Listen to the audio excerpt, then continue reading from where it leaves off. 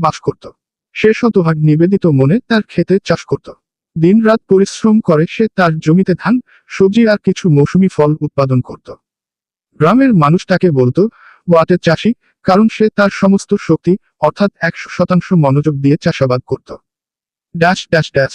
এখন তুমি চাইলে আমি এই গল্পটা আরো এগিয়ে নিয়ে যেতে পারি, যেমন তার ক্ষেতে কোনো সমস্যা দেখা দিল, সে নতুন পদ্ধতিতে চাষ করতে চাইল, তার ছেলে শহরে পড়াশোনা করে, বা হঠাৎ একদিন কিছু অজানা ঘটনা ঘটল।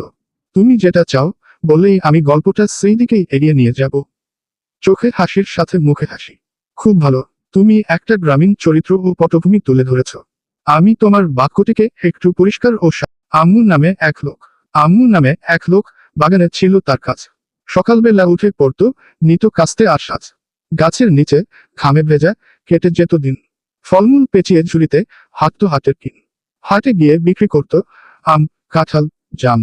সাদাসিধে জীবন ছিল, তবু ছিল দাম। সংসারে ছিল হাসিখুশি, ছিল না কোনো বালাই। দায়িত্বে ছিল আম্মু নিজেই, মনের মতো ঠাই। সন্ধ্যাবেলা ফিরে এসে পরিবারের মাঝে খুশির ছায়া পড়তো যেন সেই ছোট্ট ঘরখানে। সুখী ছিল তাদের জীবন, ছিল না বাহার। তৃপ্তি ছিল হৃদয় ভরা, ভালোবাসার সার। Dash dash dash. আপনি চাইলে এই কবিতাটি আরো বাড়ানো, পরিবর্তন বা গল্পের রূপেও লেখা যেতে পারে। কিভাবে চাইছেন বললে আমি সাহায্য করতে পারি।